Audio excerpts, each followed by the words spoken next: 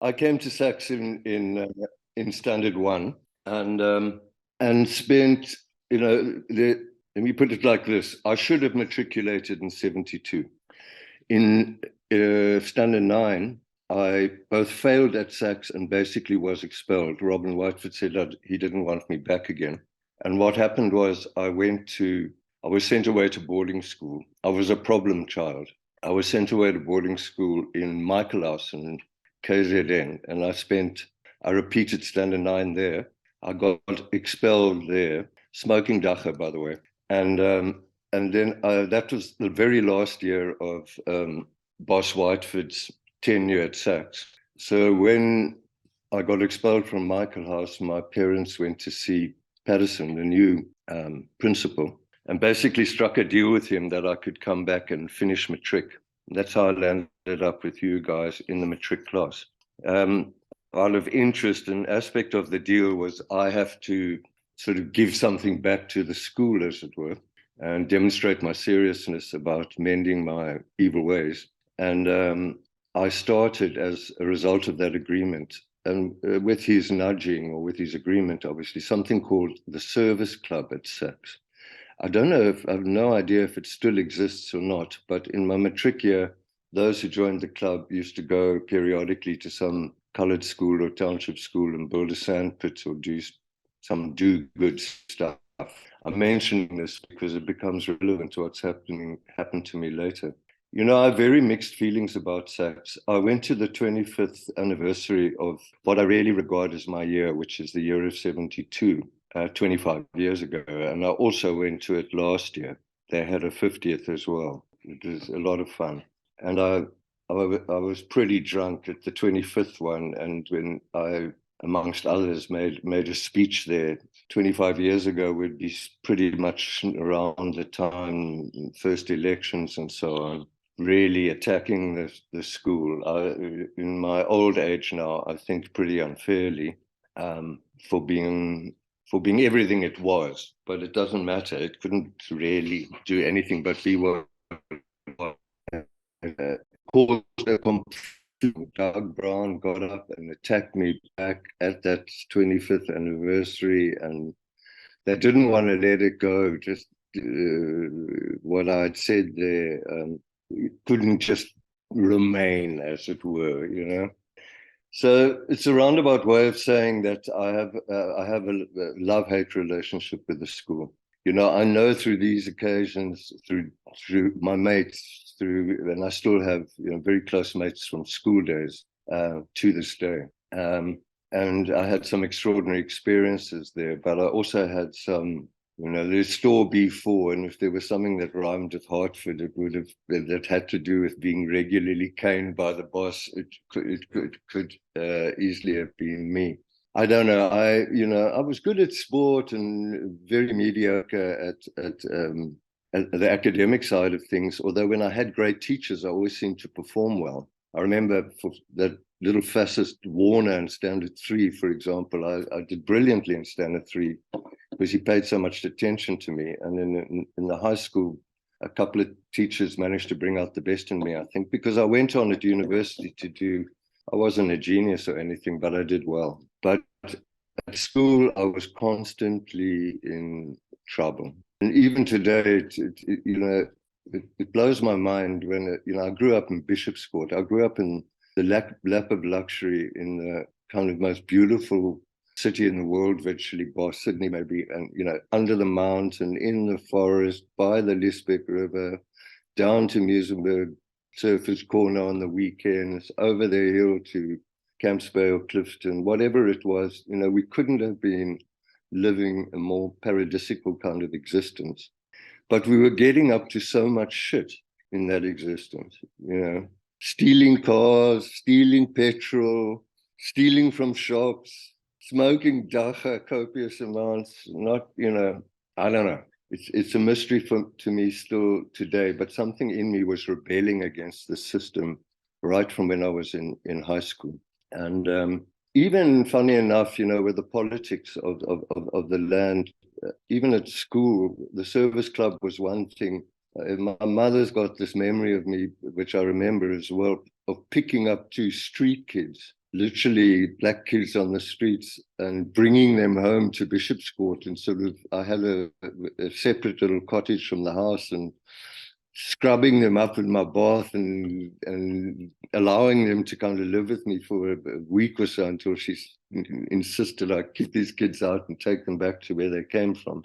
So it's this sort of interest and fascination in the other, and some sort of shame I think I was carrying about maybe my privilege, and as when it became conscious in some way, the color of my skin or something seemed to be affecting this rebellion. But I was a rebel nevertheless. Rebel without a cause then. But then I went to university. My father in particular was he was quite a political animal, and his lineage is Irish. On my mother's side, it's German. And my father wanted us to be, he was wanting to cross over from this. He had been a bishop's boy, from this English thing to being, to get to know the Afrikaners. That's why I'm called Dirk. And we were sent away on holidays in high school to Afrikaans farms to learn Afrikaans properly. And I was the oldest, and when it came to university, there was no debate about it. I had to go to Stellenbosch University. My other brothers all went to UCT, but I was kind of in this tradition of my dad's, was sort of forced to go to Stellenbosch, where I did my undergraduate. I ended up marrying, by the way, 2 Afrikaans women.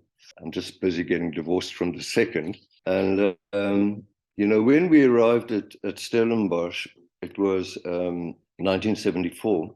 I didn't go to the army. I'll come to that later. The big divide was English and Afrikaans. When I arrived there, 10% of the students were English, and there was actually a big debate about that amongst the Afrikaners, that we must never let this go beyond 10%, otherwise our whole sort of Afrikaans integrity of the university would be undermined by these fucking Engelse, you weet. So it was a very, very conservative place. But what happened was that and I studied sociology and political philosophy. An aside about the sociology, I'd been going out with a girl called Gaby Wengro. Michael Canty referred to yesterday the Wengro family because he was dating Gaby at one stage as well. It was to do with this Afrikaans English thing. Yeah, so when 1976 came about, let me just go straight there. Oh, I'd been going out with Gaby Wengro earlier, even when I was at Stellenbosch, and her mother was a social worker. And so the service sort of thing, I was very impressed with her mother, and I was very impressed with what she's doing. She's helping people, kids and families, destitute, whatever. I had this idea, I want to be a social worker as well. So when I went in my first year to register, fully in my mind, and I was telling people, what I want to do is to be a social worker. And in Afrikaans, the social worker is a maatskaplike werker. So when I got to register for the top subjects I was going to do, I saw sociologie. And my Afrikaans and English, and that wasn't that great those days. So I thought, this must be social work. So I registered for sociologie. But actually, social work was maatskaplike werker. And it took me about 6 months to realize my preferred career choice, I haven't registered for it. I'm on another path. So anyway, I was doing sociologie in staatsphilosophy, sociology, and political philosophy. And I did my first 3 years there. And in the third year was 1976. And in the Stellenbosch environment, which was extremely conservative, intellectually, the political philosophy and, well, only the political philosophy department was actually quite radical in that context. And all my old school buddies and so on, and people from the service club days were at UCT. And when 1976 happened, it happened in June in Soweto, but in August it blew up in Cape Town. Everybody got radicalized by those events, including us at Stellenbosch, and I was active in what effectively was a petition. We organized a petition saying, please don't force these poor, unfortunate darkies to have to study in Afrikaans. for our troubles, 20 of us got suspended by the university, literally for a petition, right near the end of my third year. And only with interventions from parents and other things were we eventually allowed to write our exams. And I passed from Stellenbosch, and I went to UCT, and I did an honors in sociology at UCT. The sociology department at the time and the English campuses like Wits and UCT in particular were, I mean, it's just a fact, were Marxism was kind of dominating those departments. It was certainly being taught academically, not necessarily Marx himself, but especially the sort of new Marxists. There was a guy called Althusser in France and a guy called Poulantzas from Greece and so on, who were kind of all the rage at that stage. And we were studying and learning from these people. And the whole situation after, I was telling you last night about us growing up in a counterculture, the hippie era, the era of Woodstock and so on. I mean, obviously, we were very infused with that kind of freedom thinking anyway. I used to read about the Black Panthers and these kind of people when I was in my undergraduate years at Stellenbosch. I was fascinated always without really understanding very much. But the bottom line is that even as I politically evolved, if I can put it that way, I had been, the most radical thing I'd ever done was go with a friend of my parents to what became the Progressive Party, Van Zyl Slabbert's party, a political meeting, or to go to something like the play of Ethel Fugard's Sizwe Banzi is Dead. I remember that play having a massive kind of political impact on me. But the bottom line is I was a snotty-nosed little kid from Bishop's Court, he was naughty and rebellious, but was getting increasingly radicalized by these ideas and the situation in the country because of what had happened in 76 and what continued to happen from then on was changing quite dramatically, which is the long and short of which is to tell you that that year, 77 at UCT, changed my whole life because I ended up joining the ANC underground and getting very, very serious about politics, even though I was completely wet behind the ears. If I look at my life from now till then, there are three big chapters, and the big one was that 20 years from 76 till about the mid-90s. Basically, from getting involved in these ideas and these politics and eventually practically underground and so on, I ended up going to Warwick University in the UK, which was a hotbed of sort of South African leftists. Martin Legassic, Duncan Innes, Simon Clarke, these were all names that in our university days were, sort of intellectuals of the left, and I studied with them and obviously got deeper involved in the political trajectory I'm on. I'm not saying any of this with pride nor with shame. It's just what was. But I ended up, while I was in the UK, getting deeper into politics, into Trotskyism. So I was still in the ANC, but then I became part of some kind of international Trotskyist tendencies. I have several comrades still to this day from Australia, from the Green Party, I think it is, who I know through those connections. So, and I did my master's degree there. I never actually completed it because I'd never been to the army. I hadn't been yet, and still the army was waiting for me when I got home.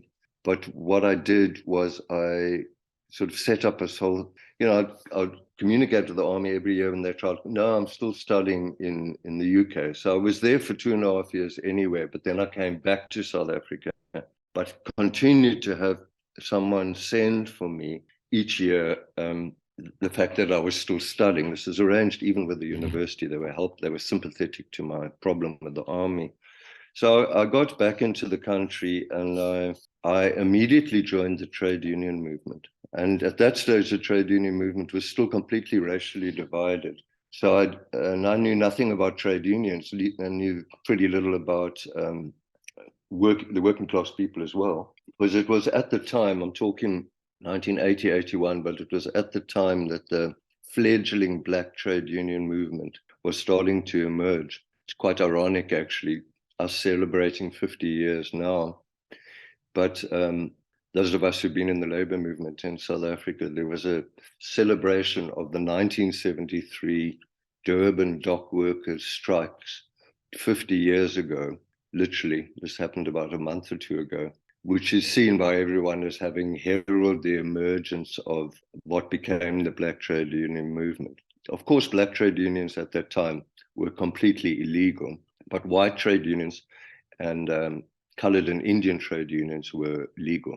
And they were called parallel unions because you couldn't have white, colors, and Indians in one union. So I joined the white union. It was in Johannesburg. I went up to Joburg, and a friend of mine had been detained who was working for this white union, a guy called Alan Fine. And he was charged with terrorism and so on. And I basically took his job. And the general secretary of the union was an old Jewish communist from the 50s who was in his sort of 70s and had been hanging on in there all through the 50s, 60s, and 70s. And he died shortly after I took my friend's job, which was assisting him. They were very small. There were two unions, actually. They were very small. But as I joined them and I started learning about trade unionism and workers and the law and in the context of black trade unions being illegal, black workers were being organized nevertheless, by people. In fact, this guy's job I took when he came out of prison, he went and joined the fledgling black union that was starting to emerge in the sectors we were organizing in. It was the retail shops and hotels and restaurants and so on. So there I was in the ANC underground, not through exile, but through inside. I was involved with people in a cell. We were producing a little underground newsletter. I was now influenced heavily by Trotskyism as well, which was, the working class is the only force that can save the planet, overthrow the bourgeoisie, dictatorship of the proletariat. I was fully into this stuff for many, many years. And it was a heady time in the white trade unions because of the environment around us. And very rapidly, within a year or something, we merged the white, colored, and Indian union into one union. And meanwhile, the black workers were starting to be organized alongside us, as it were, in the same sector. And about 2 or 3 years later, we merged those unions made it all one with the black workers, even though the black trade unions were still illegal. And it became a kind of, so by being involved in this union, by being involved in the merging of them, I was obviously also connecting with everybody else in the emerging trade union movement in the country. I won't give you all the acronyms, but there was something called FASATU, the Federation of South African Trade Unions. But in 1986, the Congress of South African Trade Unions, COSATU, which still exists today and became a major sort of part of what was called the Tripartite Alliance, was formed. So I was very active in all the run up to that. And then when it was formed, I went to work for COSATU itself. And I was the head of their whole media operation, and which included, by the way, which is something I'm very proud of, we were under extreme attack from the state all the time I'm talking about. I was detained several times, including in the state of emergency, including having my house bombed. I was living in Mayfair in Joburg with my wife and a tiny little baby had just been born in the house, and myself. A lot of things happened, cars bombed, constant monitoring, spending lots of time underground, very, very a fraught period. But I was appointed the head of media, and we published a union newspaper. It was about a monthly, but we published it in 5 languages: English, Afrikaans, Zulu, Xhosa, and Sotho. And we had 500,000. You in the media, we had 500,000, 500,000 copies. It was bigger than the Sunday Times. It was a giveaway. We were being funded by, it was a graceful sort of socialist time period, maybe. The Scandinavians in particular were funding COSATU. We were even we had a German Heidegger or whatever printing press that was donated by the German trade union movement. We were gearing up to print our own news, to print the newspaper ourselves. In the beginning, the newspaper was printed by a sympathetic printer. It was a fully fledged tabloid. But soon after the printing press arrived, Cosatu House, where we were all housed in downtown Johannesburg, was bombed to the ground, and the bomb was placed right where the brand new printer we had got was situated. I'm just giving you a flavor of the times. So I was a propagandist, basically. Underground, I'd been a propagandist for the trade union movement. Once I stopped being an organizer in the sector and I joined COSATU, I was head of their media. We did pamphlets, posters, stickers, T-shirts, this newspaper, whatever. We were amongst the first people in the country. We were the second people ever to get Apple computers in the country.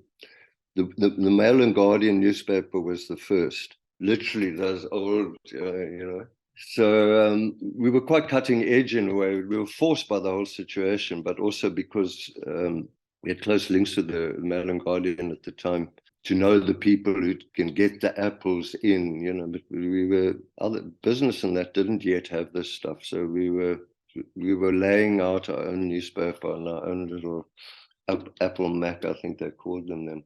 So I remained like that until in that situation until the release of Mandela.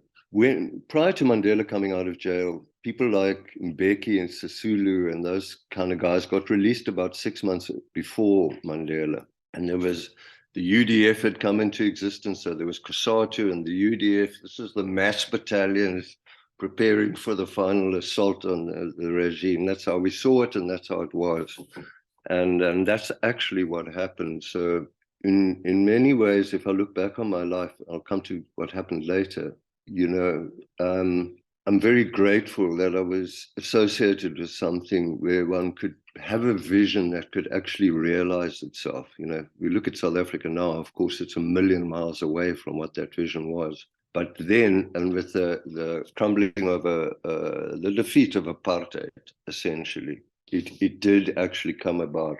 And, the sad thing about these things and the situation we find ourselves in the world today is that so people say you go and fight in wars, in the end they miss that feeling, that comradeship, that you heard it even last night, someone was saying they regretted not going to the army or something, and my father who had fought in the Second World War, he only made the war right at the end in the last 6 months, and he always used to think he was a pilot, and he always expressed regret that he didn't have more time at the war. And I always used to think, you arsehole, how could you but there's something that happens, there's some archetype of the warrior or something that gets activated, which I think is happening now in the world today again.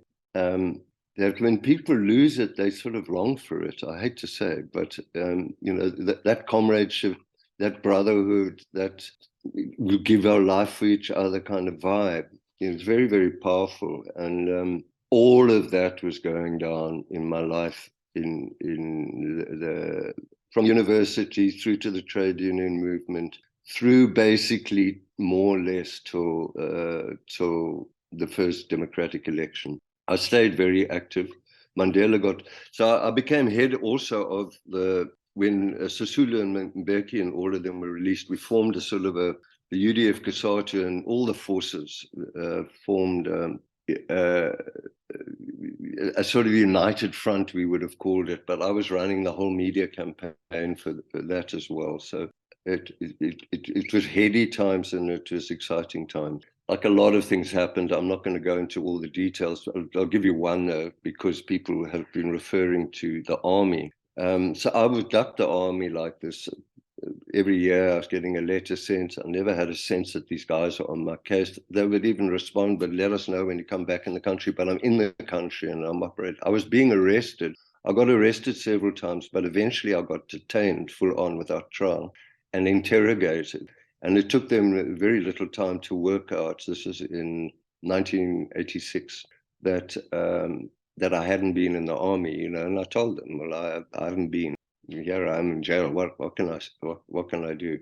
I don't want to go to your army. And basically, they said to me then, we don't want you anyway. So that's how I got out of the army 4 years before. He said, don't want you near that army. It's a weird thing to feel a relief, you know. So I never went to the army, and you know, just as an aside, I've got two brothers, Gavin and Miles. And Miles went to the Navy and fucked him up a lot. Gavin, both my brothers were activists as well. Both were also in the trade unions. And in Gavin's case, he refused to do. He went and then refused to carry a gun and basically pretended to go mad, and basically did go mad.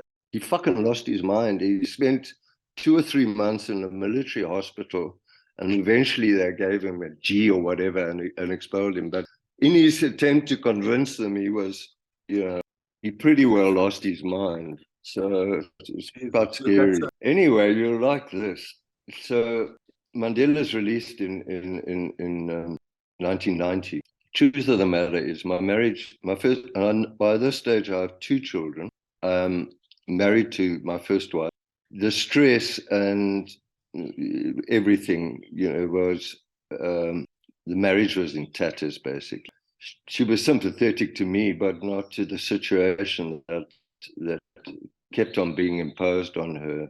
Yeah, I won't go into the kind of things that happened, but you know, including like several times being arrested at home, in bed in the middle of the night with your little baby, and police are all over. They were planting, they were raiding the house and actually leaving stuff in the house, and then claiming that they came there to look for it in the ceiling, staring things. All that shit was going down, and we were under constant pressure throughout the 80s. And lo and behold, there were sanctions and everything up until 1990. But all of a sudden, the traditional sort of solidarity side of the struggle in South Africa was primarily the Scandinavians, and obviously the Russians with the ANC and Communist Party and all of that. I was never in the Communist Party. I always saw them, my Trotsky was them as Stalinists, and they definitely are and were and still are. Yeah. But the Australian government decided to offer through something called AIDAB, AIDAB, the Australian International Development Aid Bureau or something, 8 scholarships to Australia, basically to struggling South Africans. For the first time, it was like a big breakthrough. It's like 89, 90, 1990. And here Mandela was out, and I was exhausted, and I applied for that scholarship and got it, even though I was white, because of the work I'd been doing. All the other people were black, and a couple of them were ANC exiles as well. And I ended up in Perth towards the end of 1990 for 1.5 years at the Edith Cowan University doing a postgraduate diploma in media studies, photography and script writing and all kinds of lekker stuff that I always wanted to do, but I'd been locked up in this other propagandist world.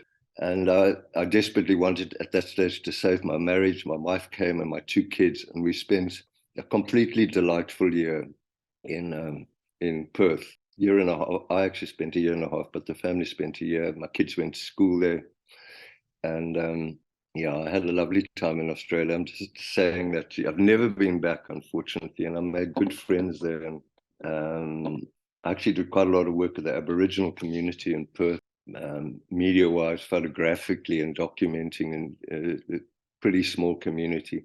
I was still full on in my radical mode, and I stayed that way for quite some time. I came back to South Africa.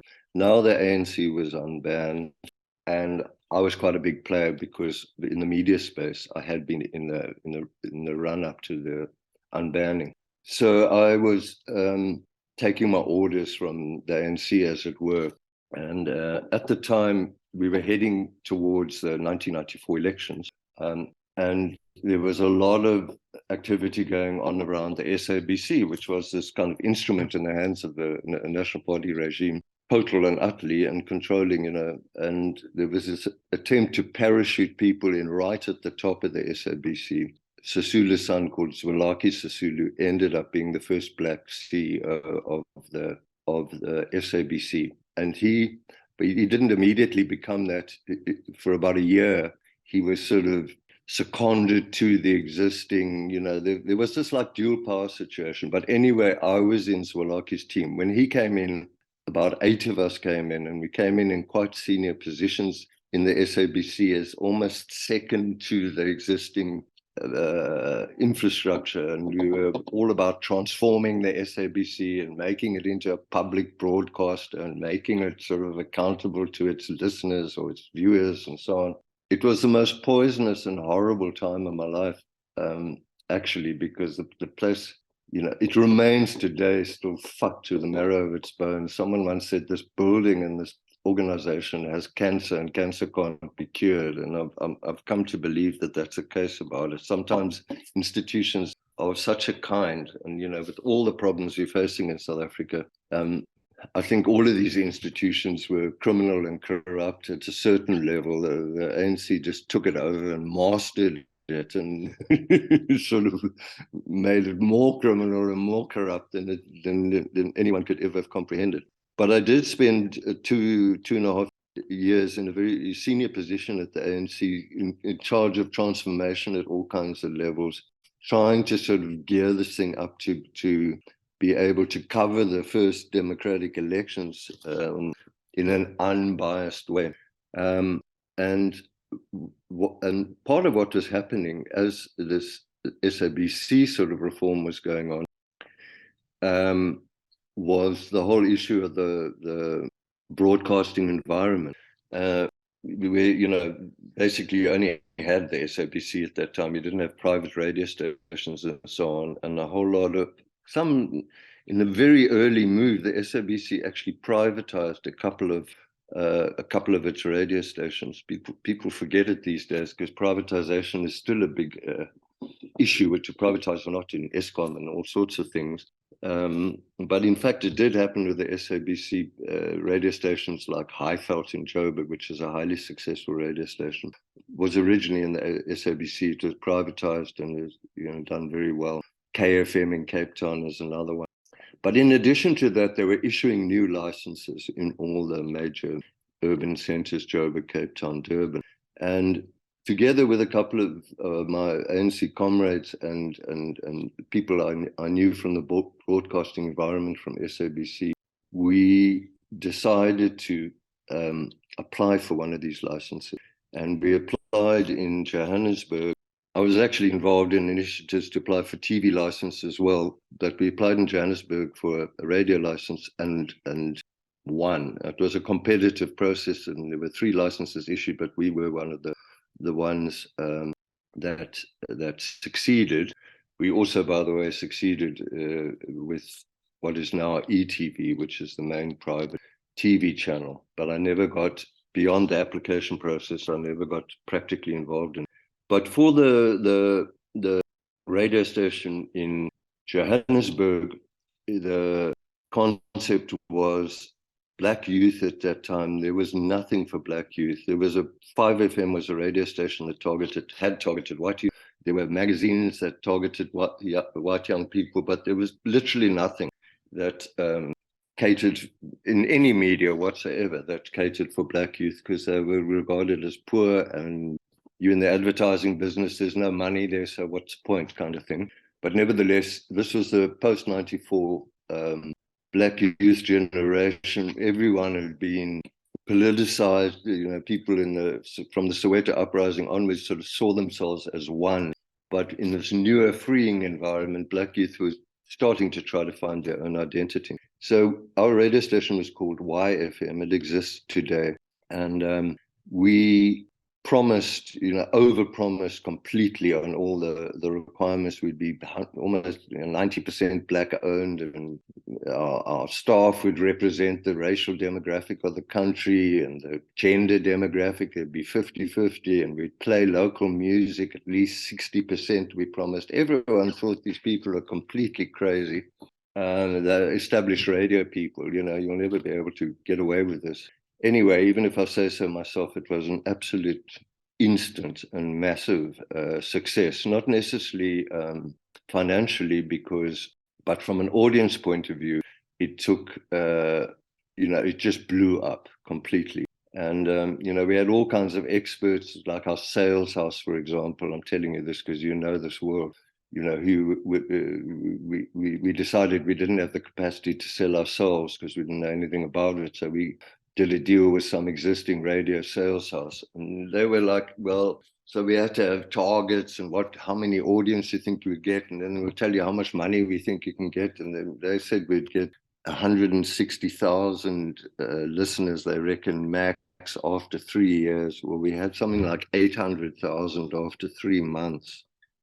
So they had to kind of revise it really blew up. And I'm especially proud of what happened at YFM because it was a massive success.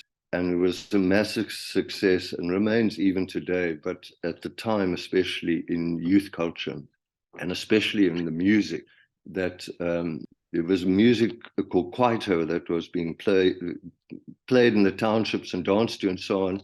But no radio station would touch it. We just blasted Kwaito from day one. There was an underground hip hop scene where there were kids, rapping here and there in little clubs in downtown Joburg, but no one had ever heard of these people, and we put them on air and it blew up the whole hip hop scene in South Africa. I don't know if you're aware of these guys, South African hip hop group called Die Antwoord, but yeah, well, Waddy, that guy from Die Antwoord, on our very first, literally, this is 1997, live sort of rap. We had this live rap thing in the studio once a week, and we'd have a winner and a sponsor, and they'd get a hamper of Coca-Cola or some shit. And there's a black radio station, effectively. That's who we were targeting. And Waddy came in the very first rap we had, and this white kid just took it away from all these young black kids. But anyway, we became the foundation on which the hip hop movement grew in South Africa, and it's been substantial. And then, especially in what's called house music here in South Africa, we're the biggest consumers and the biggest market for house music now in the world. And some of the biggest DJs, including a guy called Black Coffee, who's still massively big globally, come directly out of this radio station and out of that whole scene. So in three major music forms, this radio station sort of propped them up, and they've really grown. And many of the people who are associated with the radio station in the time I was there, something like 15 years or something out of it already, 16 years. But in the time I was there, have become some of the biggest black celebrities in the country to this day, and multi-millionaires and massively successful. They did in all aspects, but especially, in the sort of cultural sphere, in music and DJing and this kind of thing. So it was a great success, and I was together with others, but I was the founder of it and the CEO of it until I left. Fortunately, what happened was the audience, we had the audience for a while, but the advertising industry took quite a while to follow. They were suspicious, and do these people have money and all of that? But when they did, it came, and we went from a struggling radio station because we had a very small budget compared to other radio stations with a massive audience. But when the advertisers suddenly realized, actually, this is where things are going for the future, they came in and it started to really pump money. And when it started to really pump money, then the shareholders started to get much more interested in what was happening with the money and everything. And I put up with it for about it because they kind of left me to my own devices. I could do pretty well what I liked. We had big social problems like AIDS at the time. Our biggest DJ died of AIDS virtually on air. It was a massive intervention because people were too ashamed to even talk about these things. And we managed to persuade him that, listen, if you can, help others by your experience. And he did, and it had a dramatic impact at the time. Things like that, a lot of social do-good things we were able to do through the radio station as well. But unfortunately, when it started to make a lot of money, then the shareholders started to be much more interested in the money, and they wanted to be much more controlling of where every cent and see how they could take out for themselves and so on. And I thought, no, I'm going to move on from this. So I left. Luckily, I left at its very peak. It's never had that size audience. By the time I left, our audience was about 1.8 million, and we were making good money. This is in Joburg alone. So YFM had a big impact on the culture in the whole country with black youth, not only, also in Africa. We established ties with radio stations all over Africa. There was at one stage a vision to extend this brand all over the continent. We went to Nigeria, to Tanzania, to Kenya, to so many places. So I would say that was the second biggest chapter of my life after the revolutionary phase, if you like. I was still involved in politics.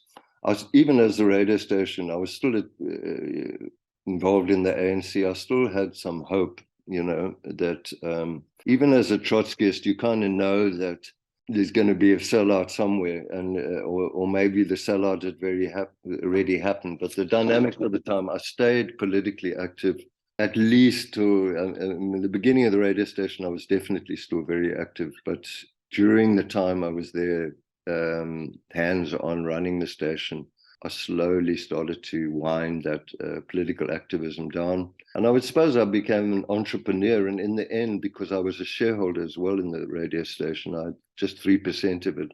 But when I left and the controlling shareholders wanted to buy me out, this privileged little white boy, lefty, revolutionary from whatever, walked away with a big pack of money. To me, like I'm made for life. I had it's about 15 million rand or something at that stage. So I was still married, still with my two kids in Joburg. Marriage was, if it hadn't been wrecked by the struggle it had now, certainly the YFM story had a whole lot of strains of its own, and I wasn't a very good or loyal husband either. I was sort of living the fast life in the fast lane.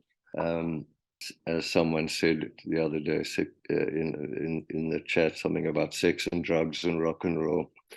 We actually launched YFM with a slogan: "Sex and drugs and quieter." So, that was the spirit of the station. So I was living in Joburg, left the radio station, had all of a sudden all of this money, what to do? Despite this Marxism and Trotskyism and the revolution and materialism, let's call it that, somewhere in my materialist heart was beating some sort of spiritual drum.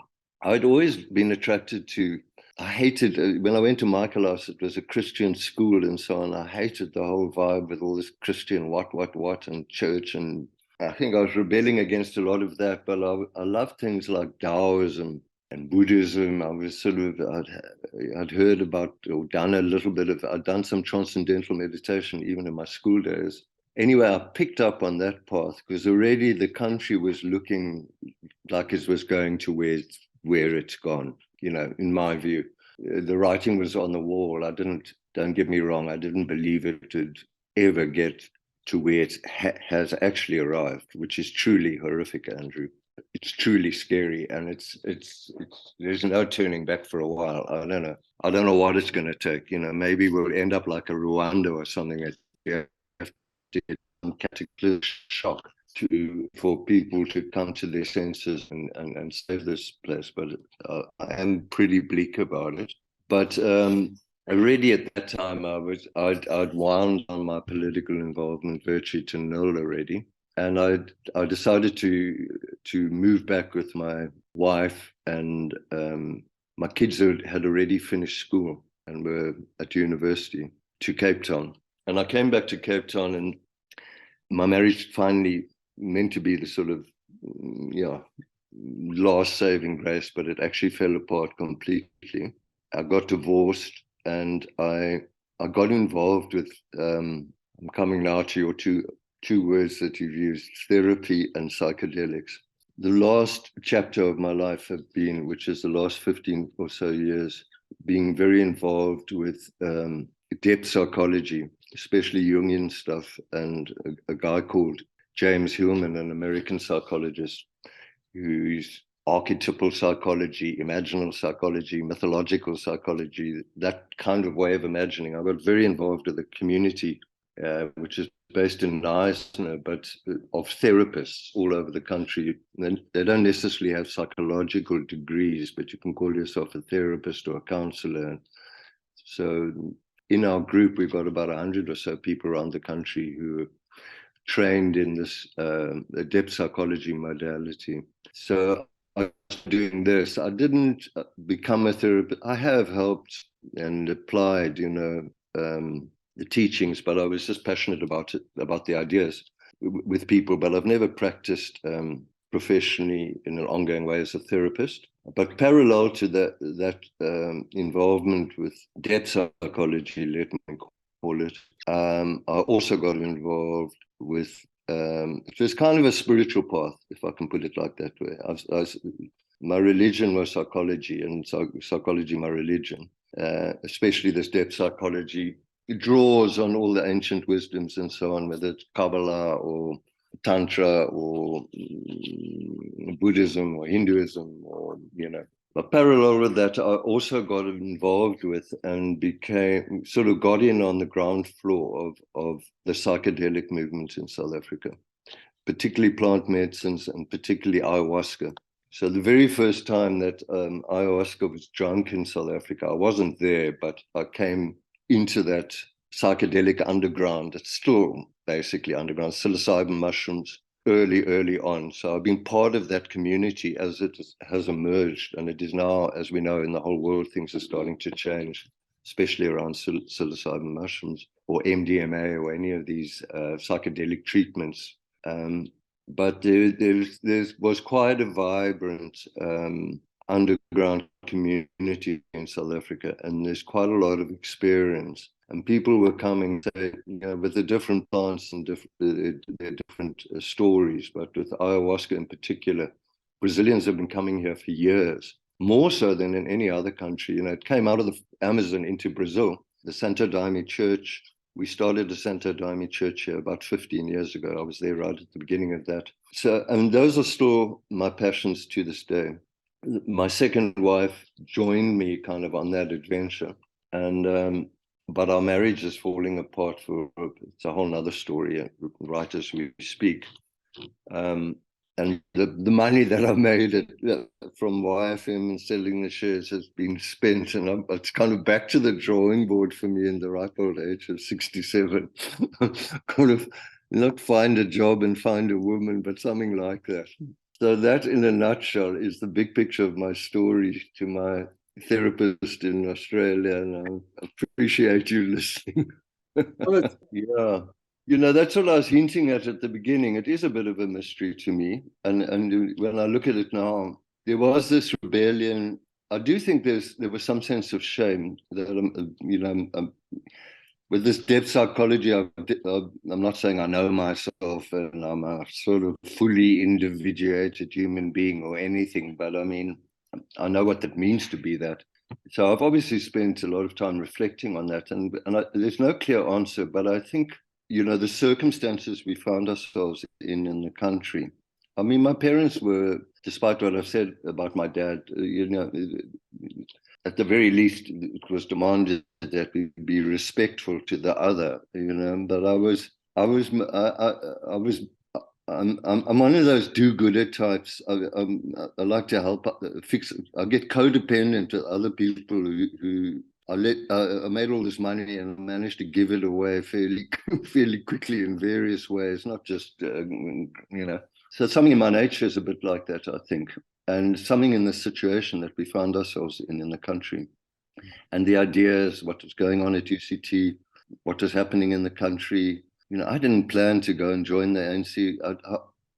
And when I did, when it was in circumstance, it wasn't romantic at all. It wasn't that the ANC had anything to offer me. It turned out, because it was through Black people, we literally Zolly Lipman was part of the initial contact we made with people where he fled the country afterwards. He got arrested, and so did my wife, for petrol permits for Biko's funeral. We were on our way to Biko's funeral, and we were all arrested in a UCT Newsas combi.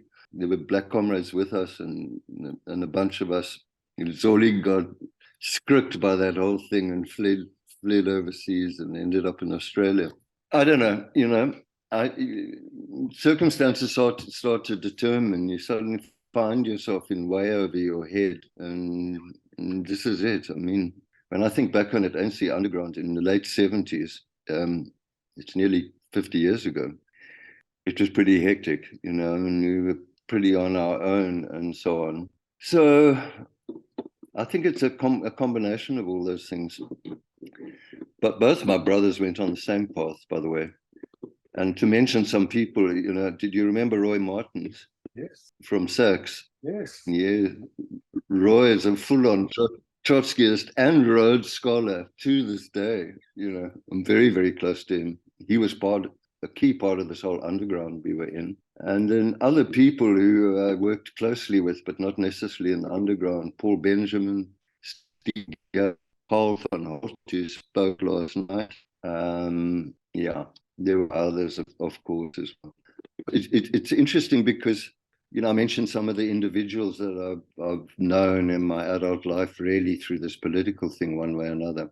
You get because of the way things turned out, you get a bit of your own ego. It gets a bit of well, there were only a handful of us, because, it's like Nazi Germany and apartheid South Africa. You can't find a white person in South Africa these days who was pro-apartheid. It's just not cool to say that. Yeah. But I've also had this sense with people from SACS through the events like had gone on this weekend. And as I said last year, I went for the 72 matric year. And through various experiences, confirming what you're saying, I mean, I'm pleasantly surprised. I thought I was the only one. No, you weren't. Generally, people seem to be aware of, have self-reflected on these things. And I think it must have quite a lot to do with the education at SACS. There were people like Luke Knutzer, Johnny Ince, Doug Brown himself, even though he attacked me viciously back, I mean, in fairness, I think we had a good liberal education. I do think we did whatever other brutalities were going on, and they certainly were, I mean, I was beaten many, many times, and is that a good or a bad thing? Well, certainly it's not allowed now. There was but something in education, I think, very good, if the people have turned out, that's a good thing. And I think SACS can take a part of that. Yeah. I mean, I've only been back to the school a couple of times. I don't know if I get so emotional. You can't believe it, you see these black kids, and we're talking about the deputy head boy. I wasn't there, but I can imagine I would have choked up just to witness it. But I've been to a rugby game a couple of times, and just to see the vibe, it's unimaginable. Yeah. I feel it as something quite. I was, I was in Louis Knutz's company because of this gathering, singing "When the Saints Come Marching In." I know some of these teachers are all the names you mentioned. Another one was Tony Frost. I don't know if you remember him. Yes. He was a very cool guy, turns out, and I knew him much later in different capacities, and he's there all the time. I was there in high school. I can't remember what he was teaching, but when I met him years later, I realized this guy had been on some very tall, thin guy. So he was a good guy, and I imagine it would have seeped through his teachings. I'm not sure. As I said, my own memories of the school are very bittersweet. My regrets are that I didn't join I remember you being a leading player, you and Michael Canty and so on, in the cultural things. Was there a concert or what was it that